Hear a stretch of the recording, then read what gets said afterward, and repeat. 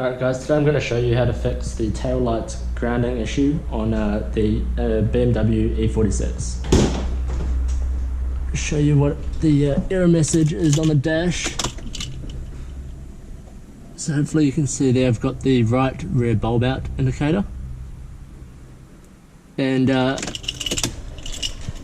if you've put a new bulb in it and it hasn't gone away, then it could be this issue. So we'll go into the back here. And these are the tools you're going to need to fix it. Some wire strippers, some terminal crimpers, a wire brush just for cleaning, some pliers, a bit of heat shrink, a lighter, and some new connectors. Now these are just blade connectors, or spade connectors some people call them. Mine are 9.5 millimeters across, female type, but I'll show you where you can check your ones just to make sure the fitment's correct on your car. So first thing you're going to need to do is pop off this tail light housing. First up, if you want to remove the battery, it's under here, go ahead and do it. I'm not going to today, I'm just going to try and be careful and not short out anything, but yeah, just a disclaimer there. So in here there's a little plastic tab, so push that in and shimmy that out. And then now, just push your thumb into this plastic tab on the terminal and wiggle that free. Oh. Now I've already gone ahead and done this, but the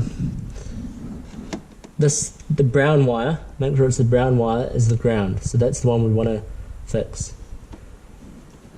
And hopefully you can see here that how badly melted this connector is. So a poor grounding here has caused this actual melting on the connector. So what we're going to do is go around the connector. So like I said, I've chopped this off, and then now if you look here, this path is where the ground goes. So I'm going to use this little bit and I'm going to put the connector there. So go into your car, measure up what the width is there, and make sure you buy the right part. Alright, so first I'm going to take this little plastic thing off because it's hard and I don't think we need it. So 2 pliers, pull that off. So now we're just left with this bare connector, and then go ahead and slide your bit of heat shrink onto your ground wire first, because you won't be able to get it on after.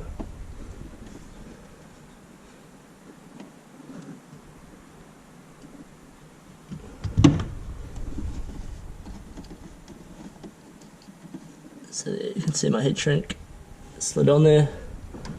Then slide your terminal onto the exposed part of the wire, and I'm just going to sort of have it in a similar orientation to this plug, just so that they sort of don't twist relative to each other. Now once that's in place, grab your terminal crimpers and just give them a good press all the way along.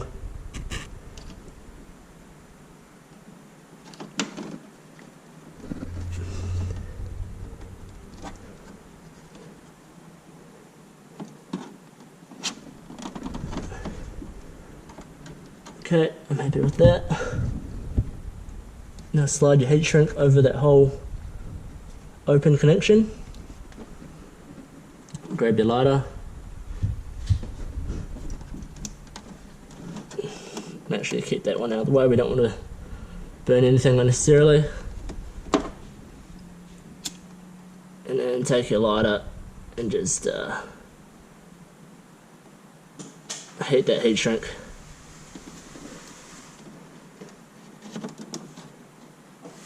All the way around.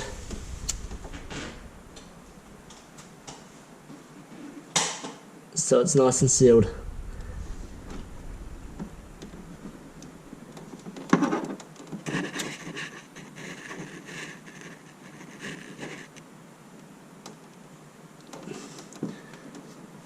Alright, and on this part all I'm going to do is just clean up this little part here where it's actually going to ground. So take the wire brush and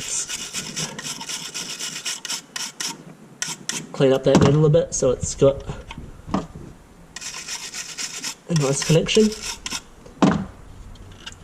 And you may need to just grab some pliers and just sort of, I've got a bit of a, not sure if you can see it, that plastic bit there, it's going to sort of stop it from connecting. So just take some pliers and bend it up so you've got a bit of room to get the connector on.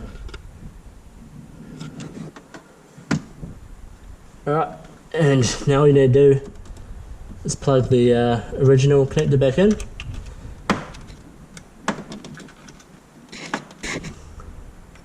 And then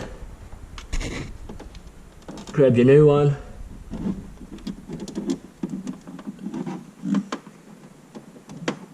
and slide it onto that terminal I just showed you before. And then put the whole thing back into place. Now, there's some plastic dowels that you need to line up, and then make sure you get a good clip. Alright, that's it. Thanks for watching.